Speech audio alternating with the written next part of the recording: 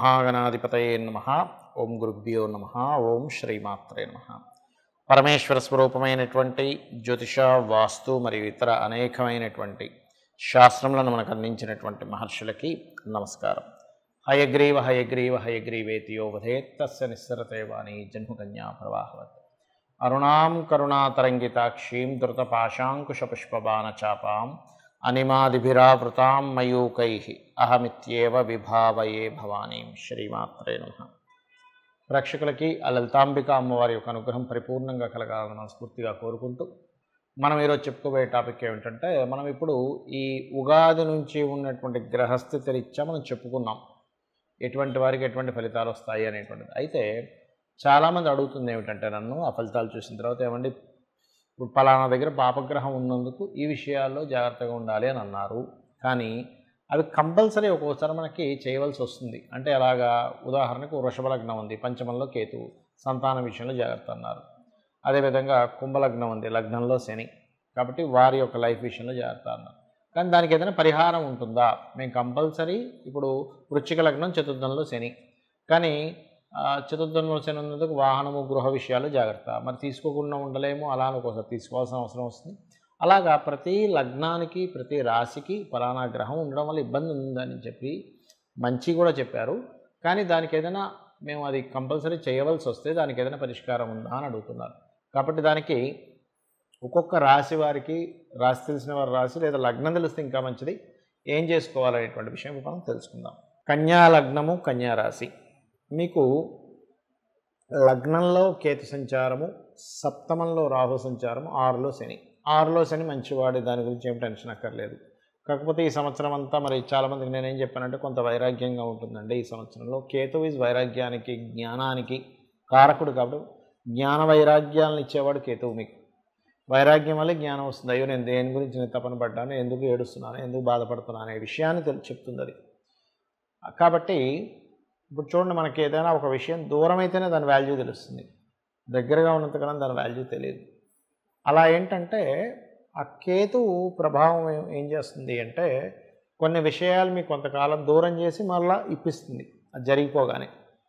అందుకని కొంత వైరాగ్య స్థితిలో ఉంటూ ఉంటారు. అదేవిధంగా సప్తమంలో రాహు ఉన్నందుకు ఏమిటి, మీ సంబంధాలన్నీ కూడా విదేశీ సంబంధంగా కలుగుతూ ఉంటుంది. అయితే ఇక్కడ మన లగ్నంలో కేతువు గురించి మనం మాట్లాడుకుందాం. గోచారంలో ప్రజెంట్ లగ్నంలో కేతువు ఉన్నందుకు ఇక్కడ మీరు ఒకటే గుర్తుపెట్టుకోండి,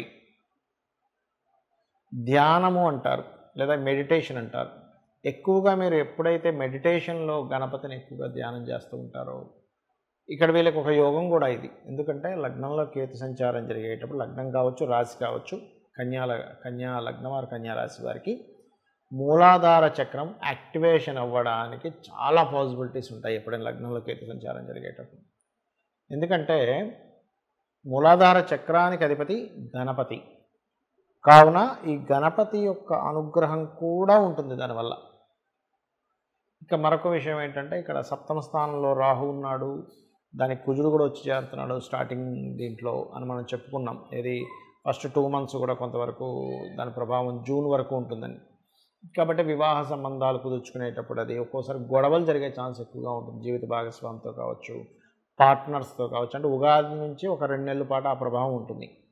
అందుకని ఏంటి, పర్టికులర్గా లక్ష్మీ నృసింహస్వామి యొక్క ఆరాధన, అంటే ఎవరితోనైనా పార్ట్నర్స్తో ఇది గొడవలాగా అవ్వబోతుంది అన్నప్పుడు కాస్త అభిషేకం చేసుకోవడము. లక్ష్మీ నృసింహస్వామికి స్వామి యొక్క బొమ్మ ఏదైనా ఉంటే దానికి పసుపు గంధము నీటితో అభిషేకం చేయడం. దానివల్ల ఏమవుతుందంటే, అగ్రెసివ్గా మీకు జరిగేటువంటి గొడవల వల్ల కావచ్చు, ఏదైనా కావచ్చు, దానివల్ల మీకు కలిగేటువంటి నష్టం చాలా మటుకు తగ్గుతుంది. అదొకటి. అలాగే సప్తమరాహు ఉన్నందుకు సర్వసాధారణంగానే విదేశీ సంబంధించిన సంబంధాలు కుదురుతాయని చెప్పుకున్నాము. అది ఎందుకంటే, ఇప్పుడు గోచారంలో ఉండే గ్రహం ఎటువంటి యాక్టివిటీస్ని, ఎటువంటి ఎనర్జీని ఇస్తుందో అటువంటివే వారికి దగ్గరగా అవుతూ ఉంటాయి, గుర్తుపెట్టుకోండి. కాబట్టి ఇది ఒకటి. ఎలా అంటే, మనం చూడండి, ఇప్పుడు ఒక్కోసారి మనం సర్చింగ్ ఉంటుంది మనకి ఫోన్లో, మనం ఏదైనా ఉదాహరణకు సెర్చ్ చేస్తున్నాం అనుకోండి, దానికి రిలేటెడ్గా అది ఇస్తూ ఉంటుంది. అలాగే మనకి ఏ ప్లానెట్ ఎక్కడికి వచ్చిందో దానికి రిలేటెడ్గానే అది ఇస్తూ ఉంటుంది. కాబట్టి మీకు ఈ మధ్య వచ్చే పెళ్లి సంబంధాలన్నీ విదేశీ సంబంధాలే వస్తూ ఉంటాయి. ఒక్కొక్కసారి కొంచెం వేరే దీంట్లో, అంటే సేమ్ ఒకటేనండి, కాకపోతే కొంచెం మాకు వాళ్ళకి ఈ క్యాస్ట్ అంటూ ఉంటుంది, దాంట్లో కొంచెం వేరే దాంట్లోకి వెళ్ళడం, ఇలాంటివి కూడా జరుగుతూ ఉంటాయన్నమాట ఈ సమయంలో. అయితే మీరు చేయవలసిన దేవతారాధన మాత్రం నిత్యము నేను చెప్పినట్టుగా గణపతి ధ్యానం చేసుకుంటూ వెంకటేశ్వర స్వామి ఆరాధన చేయండి, అనే విధాలు బాగుంటుంది. చాలామందికి జాతక చక్రం తెలియదు, లగ్నం ఏంటో తెలియదు, రాశి ఏంటో తెలియదు, నక్షత్రం ఏమిటో కూడా తెలియదు. మరి అలాంటి వారు ఈ ఉగాది నుంచి మా జీవితం చాలా బాగుండాలంటే ఏం చేయాలి? ఒకటే గుర్తుపెట్టుకోండి, ఈ విశ్వాన్ని మొత్తం నడిపిస్తున్నటువంటిది ఎవరు అంటే ఆ పరమాత్మ. ప్రతి దాంట్లోని ఉన్నటువంటిది అంటే కనబడే ప్రతి పదార్థము పరమాత్మే, అందులో ఉన్నటువంటి శక్తి అమ్మవారు అని చెప్పి మనకు శాస్త్రాలు చెప్తున్నాయి.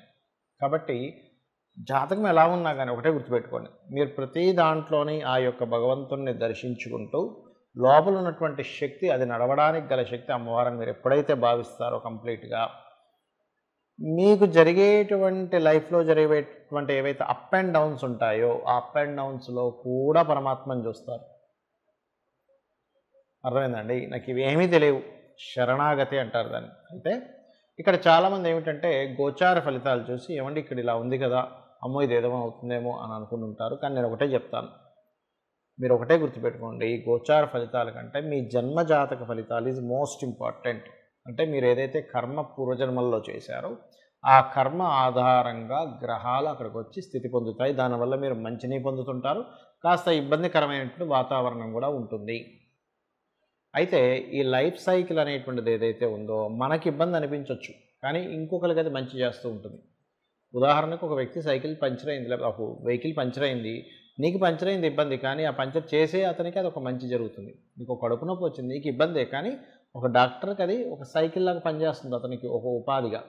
కాబట్టి ఏమిటి, ఎంతసేపు నీ వల్ల ఇంకొకరికి కూడా ఉపయోగపడుతుంది కదా, నీకు కొంచెం ఇబ్బంది కలగవచ్చు కానీ ఇంకోటి ఉపయోగపడుతుంది కదా అనేటువంటి ధోరణితో ఉంటే మనకు ఉండేటువంటి ఇబ్బందులు తగ్గుతాయి. ఒకటి అంటే తగ్గడం అంటే ఇన్ సెన్స్ అర్థం చేసుకుంటాం దాన్ని. అయితే ఇక్కడ జన్మజాతకం ముఖ్యమైన ఎందుకంటున్నానంటే, మీ జన్మజాతకంలో లగ్నం ఏదైతే ఉందో దాని పాత్ర చాలా ఎక్కువగా ఉంటుంది. అంటే మీ లగ్నం ఏమిటి, అది ఉన్న స్థితి ఏమిటి, దానివల్లే మీ యొక్క జీవితంలో ఆ స్థితులు జరుగుతూ ఉంటాయి. కాబట్టి లగ్నాధిపతి బలంగా ఉన్నాడా బలహీనంగా ఉన్నాడు, బలంగా ఉంటే పర్లేదు, బలహీనంగా ఉంటే ఎలా బలంపరచుకోవాలని మన జన్మజాతకంలో ఉంటుంది. దీంతోపాటు అతి ముఖ్యంగా ద్వితీయాధిపతి అంటే ధనాధిపతి ఎలా ఉన్నాడు మన పర్సనల్ చార్ట్లో. ధనాధిపతి బాగున్నాడు, డోంట్ వరీ. ఇబ్బంది పడుతున్నాడు, ఏ గ్రహాల ద్వారా కనెక్ట్ అయింది, ఇబ్బంది ఎలా దాన్ని తొలగించుకోవాలి. సింపుల్ ఎగ్జాంపుల్ చెప్పాలంటే చూడండి, ఇప్పుడు మనం నడుచుకుంటూ వెళ్తున్నాం, మనకి ఒక ముళ్ళు గుచ్చుకుంది కాలుకి, నడవలేకపోతున్నాం, నడుస్తుంటే ఇంకా గుచ్చుకుంటుంది. వెంటనే ఏం చేస్తాం, మనం ఆగి ఆ ముళ్ళుని జాగ్రత్తగా ఇంకొక పిన్నీస్ పెట్టో ఏదో పెట్టి తీసేసి అప్పుడు మనం ఫ్రీగా నడవగలుగుతాం. అలాగే ఈ ముళ్ళు ఇంకో గ్రహం అనుకోండి, కాసేపు మన కాలు ముళ్ళు, ఇప్పుడు ఇది గుచ్చుకోవడం వల్ల ఇబ్బంది పడుతుంది. అక్కడ అదేవిధంగా మీ ధనాధిపతి ఏదో బ్లాకేజెస్లో ఉంటుంది, ఆ బ్లాకేజ్ ఏ గ్రహం ద్వారా జరిగిందో చూసుకొని దాన్ని క్లియర్ చేసుకోవాలి. అలా ఒకటి కాదు రెండు కాదు, మీ తృతీయాధిపతి అంటే మీకు సహకరించే వాళ్ళు ఎందుకు ఉండట్లేదు, ఎందుకు మాటి కమ్యూనికేషన్స్లో ఇబ్బందులు అవుతున్నాయి, దానికి పరిహారం ఏమిటి అంటే దానికి ఏమిటి పరిహారము, సూర్యభగవాను చూస్తూ ఓం మిత్రాయ నమః మంత్రం పరిహారం. గృహం ఎందుకు కొనుక్కోలేకపోతున్నారు, గృహయోగం నాకు లేదా, విద్యాయోగం నాకు లేదా అనుకుంటూ ఉంటారు. దాన్ని చతుర్థాధిపతిని బట్టి చూస్తూ ఏ డైరెక్షన్లో కొనుక్కోవాలో చూడాలి.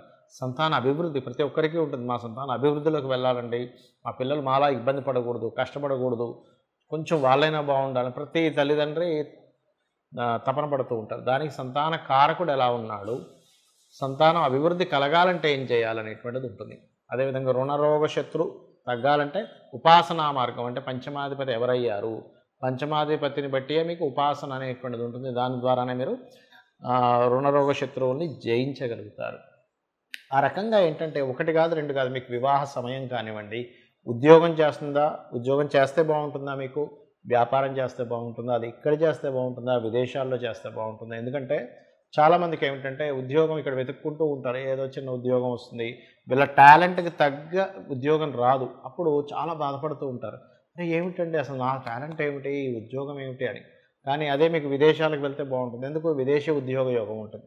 ఆ రకంగా మనం ఇన్వెస్ట్మెంట్స్ కానివ్వండి, విదేశాలకు వెళ్ళడం కానివ్వండి, అదేవిధంగా లైఫ్లో టర్నింగ్ పాయింట్స్ కానివ్వండి, ఏ మహాదశ బాగా యోగిస్తుంది అనేటువంటిది కానివ్వండి, ఇవన్నీ ఇప్పుడు చూడండి, ఇప్పుడు మనకు ఒక దశ నడుస్తుంది, ఇంకో 4 ఏళ్ళలో ఇంకో దశ వస్తుంది, అది సూపర్ దశ. అది కనుక మనకు తెలిసింది ఇంకో 4 ఇయర్స్ తర్వాత అద్భుతమైన దశ ఉంది అని, అప్పుడు ఏం చేస్తాం మనం, అయ్యా అప్పుడు అద్భుతమైన దశ ఉందా, ఓకే పర్లేదు, నేను కష్టపడతాను ఈ 4 ఇయర్స్ కదా, అని ఒక ఆశతో మనం ముందుకు వెళ్తూ ఉంటాం. ఈ రకంగా జన్మజాతకంలో అన్ని విషయాలు ఉంటాయి. మరి ఇప్పుడు మీకు అనిపించొచ్చు, ఏమండి ఈ గోచార ఫలితాలు ఎందుకు చెప్పుకుంటున్నాం?